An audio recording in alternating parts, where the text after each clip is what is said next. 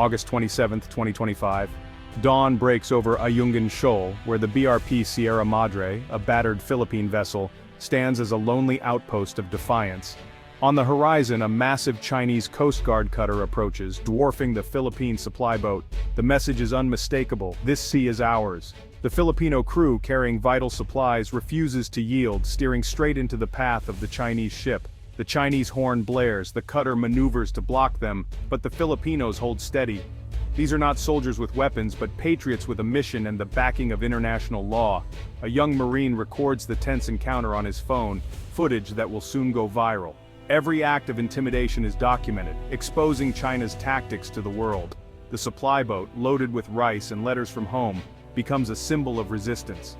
This is more than a territorial dispute, it's a battle of narratives. China claims ancient rights, the Philippines asserts modern law. The crew are not just sailors, they are the faces of a nation's stand.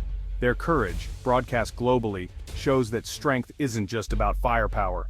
In this standoff, the world sees the Philippines' resolve, small ship, big message. In the 21st century, legitimacy and courage can outweigh brute force. For the Philippines, the sea is life, feeding millions, shaping identity, and sustaining communities. The West Philippine Sea is among the world's richest fishing grounds, vital for food and jobs.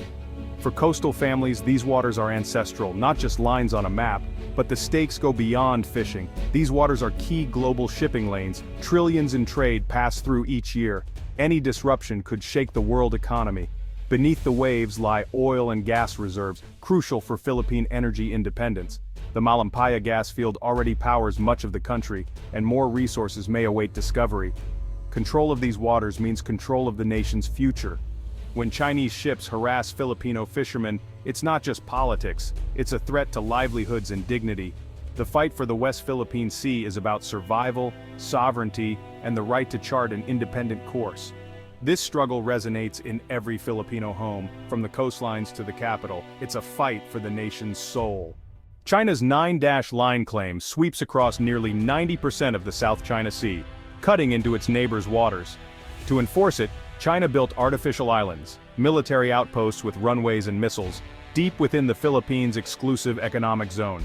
Instead of open warfare, China uses gray zone tactics, media, Chinese Coast Guard vessels patrolling at sea, maritime militia boats in formation, Coast Guard ships, maritime militias, and swarms of fishing boats to intimidate and block access.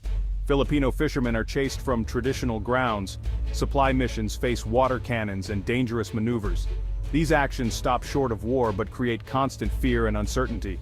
The goal: wear down resistance, establish de facto control, and make China's claim a reality on the water. Each year the shadow of the 9-line grows longer, testing the resolve of the Philippines and its neighbors. The world watches as the balance of power shifts at sea. Outmatched militarily, the Philippines chose a different weapon: the law. In 2013, Manila challenged China's 9-line at an international tribunal under UNCLOS. The case didn't ask who owned the islands, but whether China's sweeping claims had any legal basis. Manila's legal team built a meticulous case using maps, science, and treaty law to argue that China's historic rights were invalid under UNCLOS. They showed that many disputed features were just low-tide elevations, not islands, and couldn't generate their own maritime zones. China refused to participate, dismissing the process, but the tribunal pressed on. The Philippines reframed the conflict, not just a territorial spat, but a test of the global rules-based order. The world watched as a small nation used lawfare to challenge a superpower. Could international law stand up to brute force? Manila's gamble would soon reshape the region's future.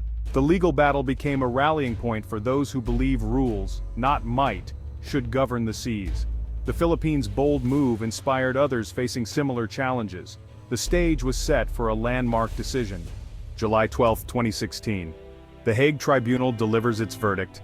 China's 9-line has no legal basis. The ruling is a sweeping win for the Philippines, affirming its rights over its exclusive economic zone and declaring China's artificial islands illegal. The decision echoes worldwide. Major powers back the ruling, urging respect for international law. China rejects the verdict, but the legal and moral weight is undeniable.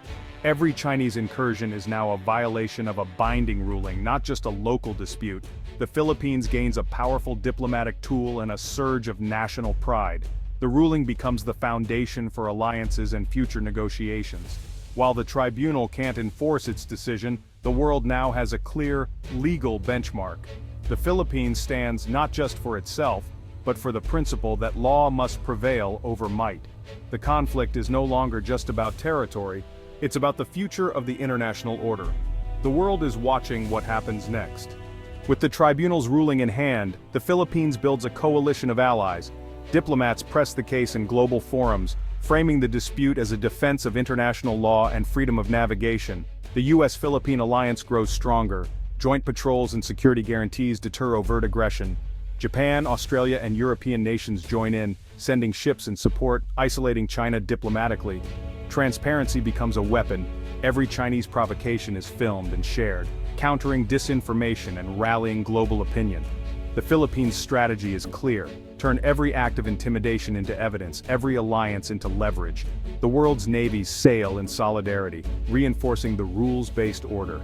By telling the truth and building partnerships, the Philippines turns the tide of global opinion. The conflict is no longer one nation's struggle, but a test for all who value open seas and fair rules. The power of alliances and shared facts becomes the Philippines' shield. The message: the world will not be bullied into silence. The Philippines' stand inspires others to defend their rights. The coalition grows stronger with every challenge. The Philippines' resistance is powered by its people: fishermen, scientists, and journalists who document every encounter. Social media becomes a battleground, uniting citizens and keeping the issue alive. Hashtags trend, online communities debunk propaganda, and civil society holds leaders accountable. The nation invests in a credible defense, not to match China, but to deter aggression and protect its waters. New ships, better surveillance, and focused training strengthen the country's hand. The lesson power isn't just military, it's law, alliances, unity, and truth. The Philippines shows that even small nations can shift the balance by standing firm and smart. In a world of giants, a principled David can still win. The Philippine story is a blueprint for asymmetrical statecraft in the 21st century. Courage, creativity, and legitimacy can change the game. The world has learned the size of your ship matters less than the strength of your cause. The Philippines' stand echoes far beyond its shores. The fight for the West Philippine Sea is a fight for the future of international order.